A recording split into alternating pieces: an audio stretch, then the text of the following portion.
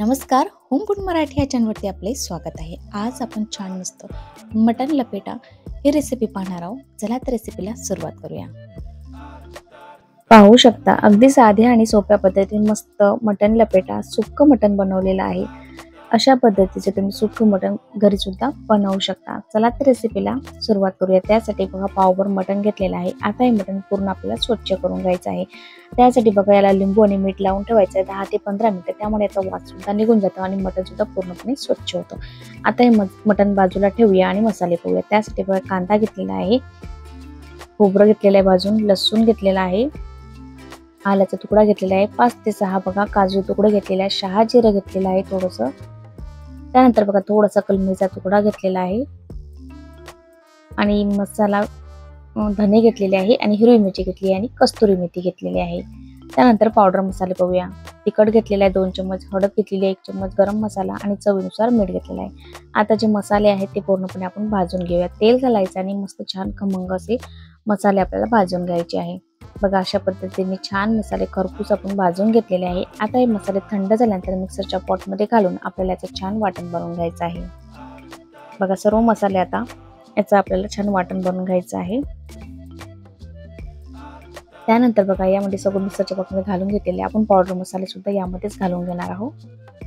बघा संपूर्ण जे पावडर मसाले यामध्ये मी घालून घेत आहे आणि वरून थोडासा कोथिंबीर सुद्धा घालून घेत आहे. आता याचं वाटण बनवून घेऊया. बघा 10 ते 15 मिनिटं झालेले आहेत.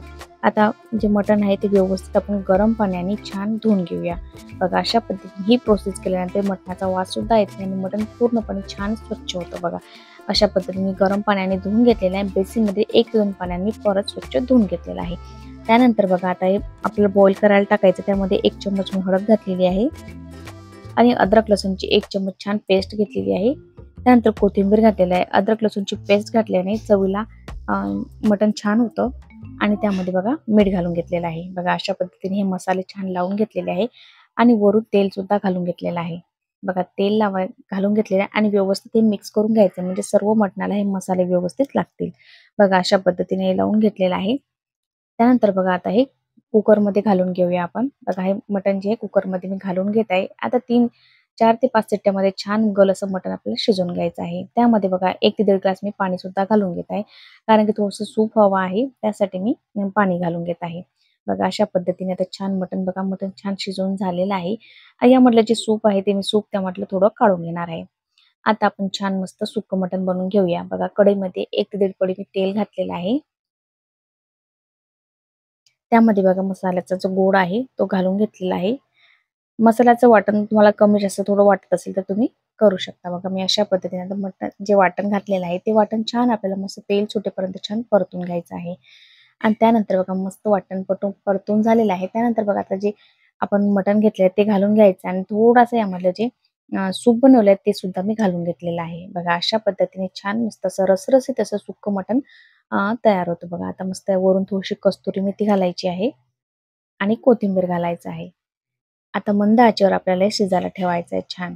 बघा आता व्यवस्थित आपण आता मिक्स करून घेऊया आणि झाकण ठेवून आपण 5 ते 7 मिनिटं हे शिजायला ठेवूया. बघा मस्त मसाले सुद्धा आणि मटण सुद्धा मस्त रसरशीत असं तयार होतं. बघा छान बघा मस्त मटण बनवून तयार झालेलं आहे. तुम्हाला जर रेसिपी आवडली असेल तर लाईक, शेअर आणि सबस्क्राईब करायला विसरू नका आणि कमेंटद्वारे नक्की कळवा की रेसिपी तुम्हाला कशी वाटलेली आहे. बघा मटण आता डिशमध्ये घेतलेलं आहे. भाकरीबरोबर, भाताबरोबर, पोळीबरोबर तुम्ही खाऊ शकता. मटणाची सुक्क मटण आपलं बनवून तयार झालेलं आहे. संपूर्ण रेसिपी बघितल्याबद्दल धन्यवाद. लगेच भेटूया नवीन रेसिपीसोबत. तोपर्यंत बाय.